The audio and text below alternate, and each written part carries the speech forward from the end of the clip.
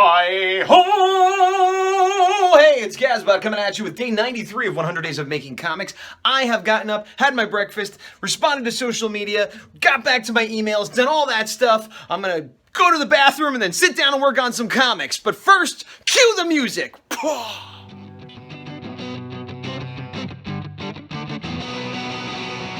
And as promised, I am at the drawing table. I say the drawing table, but it's the computer monitor. But it's where I draw. Feels like a table. There's a table under it. It's the drawing table. Anyway, I put about an hour and a half in on page 15, and I got 2 panels done. Let me show you. So I once again did the easier panels that are just faces. I have the rough under here. When I turn it on, you can see I have sort of a bar scene and some more backgrounds and other people. So these were the 2 easiest ones, and I decided to start with them. I've been having trouble keeping these guys on model. I redrew him a few times. I got him close enough that when I go in with the inks, I could tighten it. Boots I was having a little trouble with because I wanted to have a specific expression on her face where she's like kind of angry yelling but looking off to the side. And also she's really dirty and messy from the previous bomb, so her hair is all messed up and stuff. I think it's an okay drawing. I think it's a little off model. I'm going to leave it as it is now and move on, and I'll probably just have to readjust it later, but it's good enough to move on. I'm going to take a break from this, and then I'm going to edit the Toy Shots video that I filmed yesterday, and then hopefully come back to this afterwards. So right now, I'm going to go do some video editing on toys, like this gentleman. Remember him? He's Wolverine. Snip! No, stop. We've had enough of that. Okay. I will sip some water. H2O. The 2 is silent. Ho. So anyway, I edited the video. I did not put it up yet because I need to take a few pictures of the figures loose to put at the end, but it's otherwise done.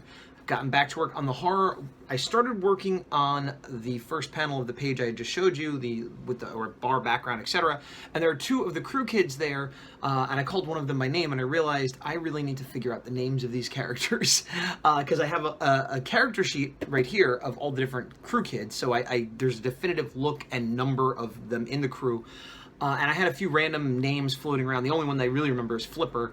And I was like, you know what? As this goes on, it's going to become more and more of a problem. Because in the first issue, they were just sort of bouncing ideas off each other and saying things that weren't necessarily specific to any character, just more information back and forth. And not that they're ever going to become super main characters, but it is important to know who they are, especially when I'm translating the script into the comic. So I just spent a while trying to name them. I first thought I had written the names down somewhere, and then I found the script for the original issue, and I thought maybe I had named them that, but I hadn't. So as far as I could tell, I never wrote their names down anywhere, so I quickly now just gave them names. Well, I say quickly, but it was probably a half hour between looking for it and then actually making up names. So if you've been following along, you've seen these characters before. The one name I had was Flipper, and I gave it to the young girl character. The rest, the next one I did was Cat here, and that, I hate being super referential, but just it's easy when I'm looking for ideas for names. I don't just want it to be like Bobby and Jim and like super generic. So Cat is actually short, I'm going to mispronounce this, for Kachiro Otomo, who did the movie Akira, and well, he did the comic as well. He's the creator of Akira. And so even though this is the girl, Cat, okay, there's a name for Cat. There's also a Power Ranger named Cat, so that works out. This guy's Drake, no reason except that I'm like, I never met anybody named Drake, so I'll make him Drake. Over here, Tanya, Rich, Paul, and Kira are all names of people I know. None of them really look that much like these characters, with the exception of Paul. And just random names of people I know. And actually, Kira is a bit of a hippie, so this one matches okay too. This one probably matches the least. Yeah. Exciting stuff! Anyway, I'm gonna get to work. I'm shaking this. I'm gonna get to work shaking this. What? I'm gonna get to work working on the comic. Bye. More work done. I think it's been about an hour and 15 minutes, hour and a half. I got one more panel done, ready to go to inks. I will show you that panel now. And here we have it. Panel 1, even though I did 2 and 6. The 3 kids at the bar saying something to Dan, and he's all like, you guys are crazy dupes. And then things happen, and then Boots shows up and's like, I'm off model and angry. And that's where we're at. My cat, you hear that? That's Star Commander. It's about an hour to an hour and a half before dinner time, and I guess she's getting tired of waiting and can hear me talking in here.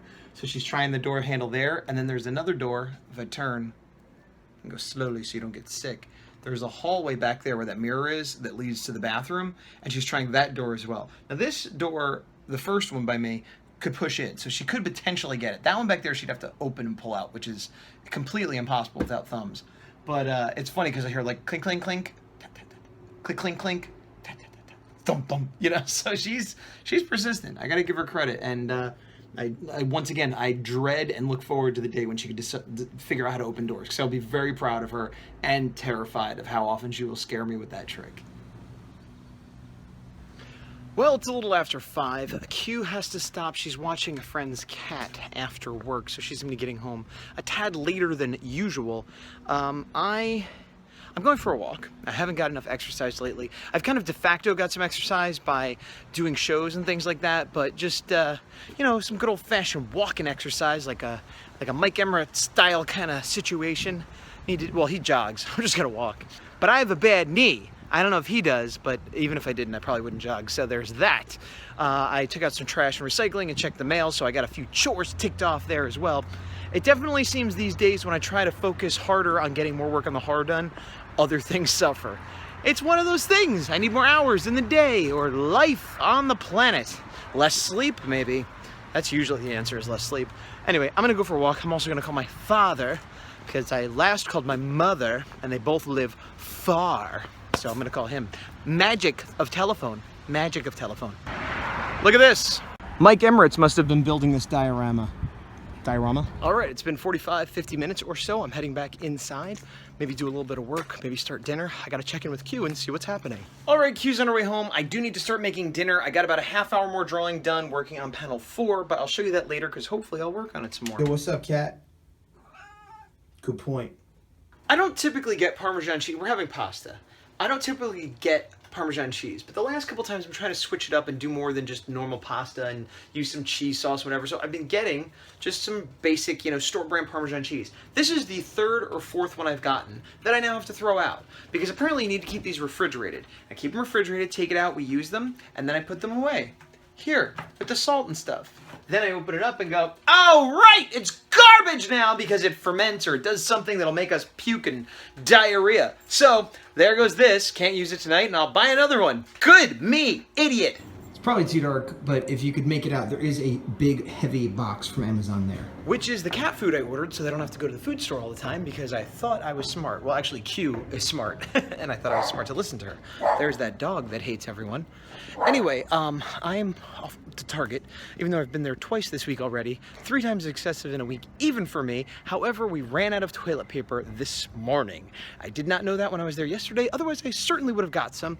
But if you've ever run out of toilet paper, you know you use napkins or tissues, and then at some point, if you're very unlucky, you use paper towels, which I just did, and it's not so lovely for the backside, so I'm going there. I'm hoping I can get there before 9, which means I can get a nice little Starbucks. I haven't had a Starbucks in a while, and I like Starbucks. Starbucks. I like saying it. Why did I show you that box? Well, that was the box of cat food. Came yesterday, I was all excited, opened it up, had 3 like cases of cans, which should have been enough to last me, all 3 cats, for a month. However, the box smelled kind of like fishy, and the food I got specifically had no fish. I'm getting in the car. Now I'm in the car! Anyway, it smelled fishy, and one of my cats is allergic to fish, so it's just chicken and stuff, so that was weird to begin with. And when I opened it up, on the bottom side of one of them, there's a big sort of wet mildewy looking spot, where the smell was emanating from, and I don't know if a can ruptured, or it was sitting in water, or what happened, but, sorry about this angle by the way, but clearly something gross happened. And I had the thought, well maybe I can send back that 1 case and the other 2 will be okay, even though it's stacked on them. The second case I picked it up, another gigantic, weird, black, mildewy, gross smelling spot. Now, again, it's on the cardboard and the plastic. The food is in tin cans or aluminum or some sort of metal can, and it could be okay, but it stinks. The whole thing stinks. And I don't mean like this situation is terrible. I mean like, it stinks, you know?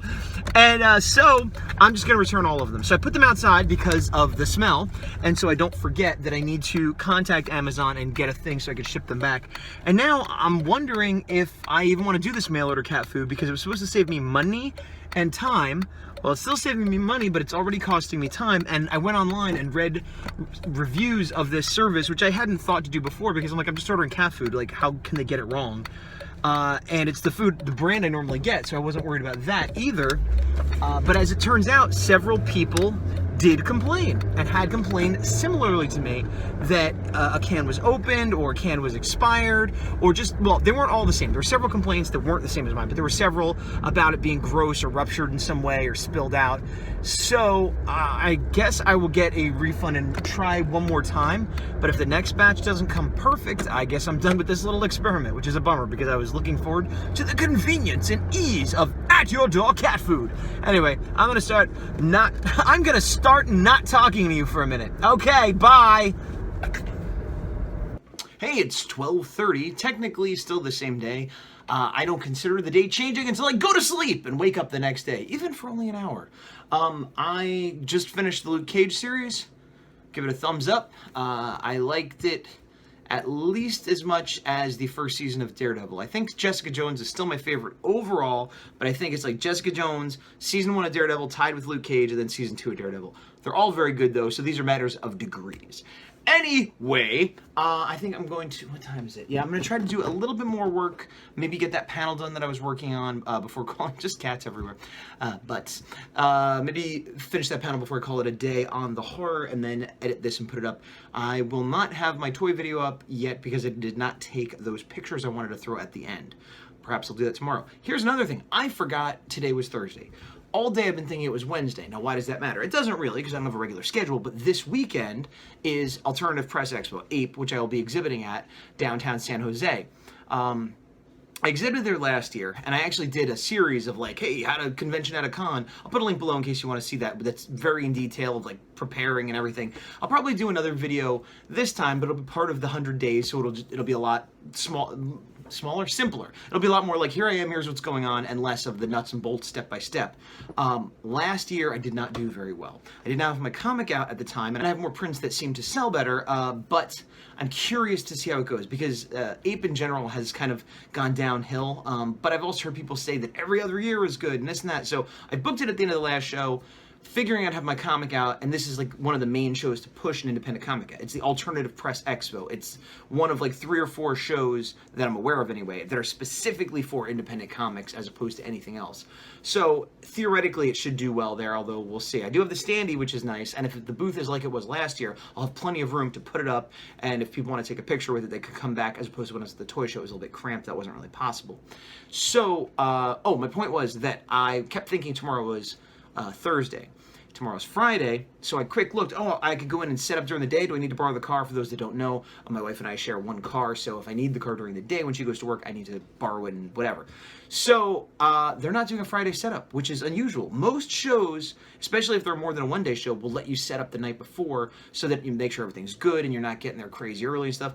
But they're like, yeah, no, last year not enough people took advantage of it. I certainly did, but I guess not enough people came in early for them to want to let us in. I don't understand like why it would be a big cost or whatever. Maybe I guess hire a security guard. But the point is, instead of setting up tomorrow during the day and then getting there a little bit before 11 when the show starts, I'm going to have to get there at like 7:30, 8 o'clock in the morning to pick up my badge and then quick set up before people come in, which is my least favorite thing. But I'll get there early enough that I won't be too rushed, hopefully, but that's a little bit of a bummer. But tomorrow's Friday, so that's what that means. But right now, like I said, I'm going to try to get a little more work done, and then I will talk to you afterwards. Wah! Well, all right. Time has passed. I think it's been about 45 minutes. I didn't do a great job of keeping track of how much time I spent, but I think it's safe to say I've spent at least 4 hours today. 6 would be better, 8 would be better, 3 would be worse. But once again, I'm not going to beat myself up too much because I had been doing 30 minutes, an hour, most of the challenge. So the fact that my phone looks like it wants to fall. So the fact that I got 4 done, great. I got about a half page. That's sort of what I did the last time too. I got a half page and then finish it up. I finished up that panel I was talking about, so I'm going to show you right now. And there's the panel. It's sort of a... And there's the panel. It's sort of a down shot. Boots is yelling up at Dan, who's leaning over the bar. And as you can see, it's set up here. They're all blah, blah, blah. He's ha-cha-cha-cha. And here comes Boots out of nowhere. Whoa! And then something going on here. They're yelling at each other again. And then she's like, brah! And once again, off model, but whatever.